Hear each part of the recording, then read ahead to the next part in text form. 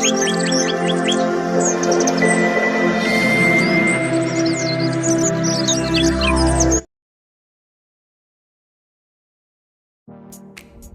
தமிழன் ஃபார்ம்லேருந்து உங்கள் நவீன்.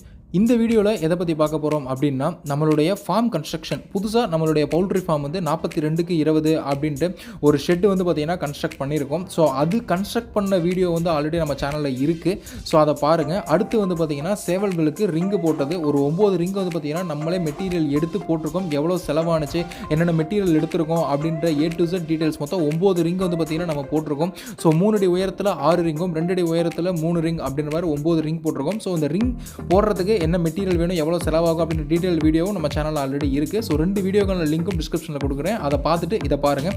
இப்போது இந்த வீடியோவில் வந்து பார்த்தீங்கன்னா நான் சொன்ன மாதிரி 42x20 அப்படின்ற அளவில் சிமெண்ட் ஷீட்டை வச்சு இரும்புலேயே தூண்லாம் நிப்பாட்டி A-ஃப்ரேம் போட்டு வந்து நான் நீட்டாக ஒரு ஷெட்டு வந்து கன்ஸ்ட்ரக்ட் பண்ணி முடிச்சிட்டேன். ஸோ இந்த ஷெட்டுக்கு அடுத்த கட்ட ஒர்க் என்னெல்லாம் பண்ணியிருக்கேன் அப்படின்றத உங்களோட ஷேர் பண்ணிக்க போகிறேன். ஸோ ஃபர்ஸ்ட் ஆஃப் ஆல் இந்த ஷெட்டினுடைய கன்ஸ்ட்ரக்ஷன் பார்ட் எப்படி இருக்குது அப்படின்னா, நார்த்து சவுத்தில் இருக்குது. எப்பயுமே ஈஸ்ட் வெஸ்ட்டில் தான் வந்து பார்த்தீங்கன்னா கன்ஸ்ட்ரக்ஷன் பண்ணுவாங்க. நான் வந்து பார்த்தீங்கன்னா நார்த்து சவுத்தில் பண்ணி ஈஸ்ட் ஃபேஸிங்கில் வந்து டோரை வச்சுக்கலாம் அப்படின்ற மாதிரி வந்து பார்த்தீங்கன்னா முடிவு பண்ணியிருக்கேன். ஏன்னு எடுத்திங்கன்னா, நம்மளுடைய காடு வந்து பார்த்தீங்கன்னா 55 சென்ட். அந்த 55 சென்ட்டில் ஒரு கார்னர்லேருந்து ஒரு 30 அடிக்குள்ளே எல்லா ஷெட்டு கன்ஸ்ட்ரக்ஷனையும் முடிச்சுக்கலாம். பேலன்ஸ் இருக்க ஏரியா ஃபுல்லாகவே ஃப்ரீயாக இருக்கட்டும் அப்படின்ட்டு எல்லா கன்ஸ்ட்ரக்ஷன் சைட்டையுமே வந்து டாக் கெனலாக இருக்கட்டும், பவுல்ட்ரி ஷெட்டாக இருக்கட்டும், நம்ம ஃபார்ம் ஹவுஸாக இருக்கட்டும், எல்லாம் ஒரே பக்கமாக வந்து பார்த்தீங்கன்னா நிறுத்திட்டு பேலன்ஸ் எடுத்த வந்து பார்த்தீங்கன்னா அப்படியே எம்டியாகவே வச்சிருக்கேன். ஸோ ஃபர்ஸ்ட்டு இந்த ஷெட்டு கன்ஸ்ட்ரக்ட் பண்ணதுக்கப்புறம் ஒரு டோர் வந்து பார்த்தீங்கன்னா ஃபிக்ஸ் பண்ணிக்கிட்டேன். ஸோ அந்த டோர் டீட்டெயில்ஸ் வந்து பார்த்தீங்கன்னா அடுத்தடுத்து நான் சொல்கிறேன். அடுத்து வந்து பார்த்தீங்கன்னா இந்த இதை சுற்றி ஃபுல்லாகவே வந்து பார்த்தீங்கன்னா ஹாலோ பிரிக்கில் ஒரு 2 அடி உயரத்துக்கு வந்து பார்த்தீங்கன்னா இந்த ஹாலோ பிளாக் கல் ஒரு 3 வரி வச்சிங்க அப்படின்னா உங்களுக்கு கரெக்டாக வந்து பார்த்தீங்கன்னா 2 அடி உயரம் வந்து கிடைக்கும். ஒரு கல் வந்து 8 இன்ச்சு அப்படின்ற மாதிரி இருக்கும். ஸோ கலவை கணத்தோடு சேர்த்திங்க அப்படின்னா உங்களுக்கு 2 அடி உயரம் வந்து பார்த்தீங்கன்னா உங்களுக்கு கிடைக்கும். சுற்றி 2 அடி உயரத்துக்கு இதை வச்சுட்டு ஸோ இப்போ என்ன பண்ணுறோம் அப்படின்னா, இந்த முதல் வரியில் ஆணி இருக்கும் இல்லையா, ஸோ 4 இன்ச்சு ஆணி இல்லைனா 5 இன்ச்சு ஆணி, ஸோ அந்த ஆணிகளை வாங்கி நீங்கள் இந்த கலவை வைக்கும் போதே வந்து பேக் பண்ணிடணும். ஸோ இது எதுக்கோசரம் அப்படின்னா, நீங்கள் ஃபென்சிங் பண்ணுவீங்க இல்லையா, ஸோ இந்த 2 அடிக்கு மேலே நம்ம வலை வைப்போம், கோழி வலைகள் வச்சு ஃபுல்லாக கவர் பண்ண போகிறோம். ஸோ அதுக்கோசரம் வந்து பார்த்திங்கன்னா கீழே ஆணி அடிச்சிட்டோம். மேலே என்ன பண்ணுறது அப்படின்னா, ஸோ மேலே ஆல்ரெடி அந்த தூண் இருக்கும் இல்லையா, அந்த பைப் போட்டிருக்க பைப் லைன், அந்த பைப் லைன்லேயே வந்து இந்த மாதிரி சின்ன சின்ன கொக்கிகள் வந்து கடையில் விற்கும். நீங்கள் கோழி பண்ணைக்கு ஃபிக்ஸ் பண்ண கிளாம்பு ஃபிக்ஸ் பண்ணக்கூடிய குக்கி அப்படின்னு கேட்டிங்கனாலே தருவாங்க. ஸோ இந்த குக்கிகளை வாங்கி நீங்கள் உங்கள் அட்டை போட்டிருக்கக்கூடிய அந்த தூணில் நீங்கள் ஃபிக்ஸ் பண்ணிட்டீங்க அப்படின்னாலே போதும். ஸோ கீழ்பக்கட்டு ஆணி இருக்குது, மேல் பக்கத்து இந்த குக்கிகளை ஃபிக்ஸ் பண்ணிட்டோம் அப்படின்னா நீங்கள் அழகாக கீழ்பக்கட்டு அந்த ஆணியில் மாட்டிட்டு மேல் பக்கத்து வலையை அந்த குக்கியில் மாட்டிட்டீங்க அப்படின்னா டெம்பராக நீட்டாக இருந்துக்கும். எந்த ஒரு பூச்சிப்புழு எதுக்கும் உள்ளே வர்றதுக்கான வாய்ப்புகளும் இருக்காது. ஸோ டோர் வந்து பார்த்திங்கன்னா இது ஆல்ரெடி நம்மக்கிட்ட இருந்த டோர் தாங்க. ஸோ 4 அடி ஒரே டோராக இருந்துச்சு. ஸோ அதை இப்போ கட் பண்ணி 2 அடியாக வந்து பார்த்திங்கன்னா நம்ம டோர் வந்து ஃபிக்ஸ் பண்ணியிருக்கோம். ஸோ எதற்காக 2 அடி டோர் நம்ம வச்சுருக்கோம், 4 அடி தேவையா கோழி பண்ணைக்கு அப்படின்னா, ஸோ நம்ம ரிங்கினுடைய அகலமே வந்து பார்த்திங்கன்னா 3 அடி. ஸோ அதனால் கண்டிப்பாக 4 அடி டோர்னாச்சும் வேணும். அப்படின்னா தான் கேஜஸ்லாம் உள்ளே கொண்டு போய் வைக்க முடியும், வெளியே எடுத்துகிட்டு வர முடியும். அப்படின்றதுனால தான் வந்து பார்த்திங்கன்னா நான் வந்து 4 அடி டோர் வந்து கொடுத்துருக்கேன், தகர டோர். ஸோ இந்த டோருக்கான காஸ்ட் வந்து பார்த்திங்கன்னா, இந்த டோர் வந்து நான் ஆல்ரெடி இன்னொரு ஃபார்மில் இருந்து யூஸ்டாக தான் நம்ம எடுத்தோம். ஸோ ஒரு டோரும் ஒரு கேட்டும். ஸோ இந்த டோர் வந்து 2.5க்கு எடுத்து இப்போ இதை ரீஒர்க் பண்ணதோடைய காஸ்ட் வந்து பார்த்திங்கன்னா ஒரு 2.5 ஆகிடுச்சு. மொத்தம் வந்து பார்த்திங்கன்னா ஒரு 5K இந்த டோர்னுடைய காஸ்ட் வந்து ஆயிடுச்சுங்க.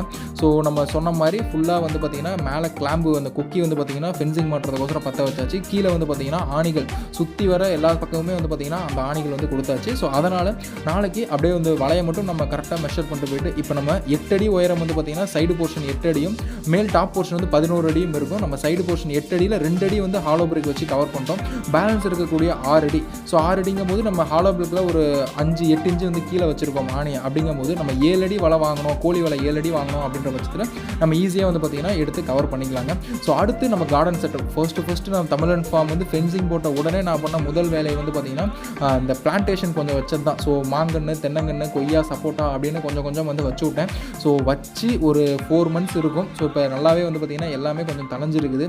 வச்சு ஒரு 3 months வந்து பார்த்திங்கன்னா நான் வெளியே காசு கொடுத்து தான் வந்து பார்த்திங்கன்னா தண்ணிகள் வாங்கி ஊற்றி இந்த செடியெல்லாம் பராமரித்தேன். இப்போ தான் போர் போட்டு கனெக்ஷன் வாங்கி அதுலேருந்து வந்து பார்த்திங்கன்னா தண்ணிகள் ஓட்டி அப்படியே வந்து பார்த்திங்கன்னா செடிகள்லாம் நல்லா கொஞ்சம் தளைஞ்சிருக்கு. இது எதுக்கோசரம் அப்படின்னா, ஃபஸ்ட்டு ஃபென்சிங் போட்டோன்னே ஏன் நான் செடிகளை வச்சு செடிகளை கொஞ்சம் உயர்த்தினேன் அப்படின்னா, கம்பல்சரி நம்மளுடைய கோழிகளுக்கு நிழல் வேணும் அப்படின்றதுனால வந்து ஃபஸ்ட்டு ஒர்க்காக வந்து பார்த்திங்கன்னா நிறைய செடிகளை வந்து நட்டுட்டேன். அந்த செடிகள்லாம் இப்போ தான் கொஞ்சமாக தளைஞ்சிருக்கு.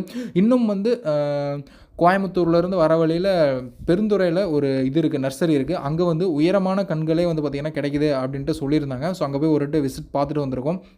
Surabhi nursery I think. அந்த நர்சரியில் வந்து பார்த்தீங்கன்னா 8 அடி 10 அடி உயரம் உள்ள தென்னங்கன்று, அதாவது 2 வருஷத்து கண்ணே வந்து பார்த்தீங்கன்னா 2 வருஷம் டு 3 வருஷத்து கண்ணே வந்து நல்லா பெரிய பெரிய மரங்களாக வச்சுருக்காங்க. ஒரு ₹1500 அந்த ரேட்டில். ஸோ அதையே வாங்கி வச்சிடலாமா அப்படின்ற மாதிரி ஒரு ஐடியா இருக்குது. ஏன்னா கோழிகளுக்கு உடனே நிழல் வேணும் அப்படின்றதுனால. ஸோ நம்ம கார்டனிங் செட்டப்பும் கோழிகளுக்கு நிழலுக்கும் வந்து பார்த்தீங்கன்னா கொஞ்சம் ரெடி பண்ணியாச்சு. ஷெட்டும் வந்து பார்த்தீங்கன்னா கொஞ்சம் கன்ஸ்ட்ரக்ட் பண்ணியாச்சு. அடுத்தடுத்து இன்னும் கொஞ்சம் ஃபினிஷிங்கான வேலைகள் தான் இருக்குது. ஸோ அதை பற்றி கம்ப்ளீட்டாக அவங்களோட ஷேர் பண்ணிக்கிறேன். ஸோ இந்த கேஜ் வந்து பார்த்தீங்கன்னா ஒரு தெரிஞ்சவருடைய ஃபார்மில் தான் இருந்துச்சு. ஸோ அவர் கோழி வளர்த்தது, அந்த கோழிகளுக்கு ப்ரூடிங் கோசரம் வந்து பார்த்தீங்கன்னா இந்த இதை வச்சிருந்தாரு. ஸோ இப்போ அவருக்கு தேவைப்படலை அப்படின்னு சொன்னார். ஸோ அதனால் வந்து பார்த்தீங்கன்னா இதை நம்ம வாங்கிட்டு வந்துட்டோம். ஸோ இதுக்கு கீழே வந்து பார்த்தீங்கன்னா ஃபுல்லாக வெல்டு மெஷ்ஷில் வந்து கவர் பண்ணி, லெக் வந்து கொஞ்சம் கீழே தான் இருந்துச்சு. இப்போ நான் வந்து க்ளீன் பண்ணுறதுக்கு நம்ம ஃபார்முடைய வாட்டத்துக்கு வந்து பார்த்தீங்கன்னா 2 அடி உயர்த்தி வந்து பார்த்தீங்கன்னா மேலே வச்சுருக்கேன். ஃபுல்லாக சைடில் சுற்றி வந்து பார்த்தீங்கன்னா அலுமினியம் ஷீட்டை வச்சு கவர் பண்ணியிருக்காரு.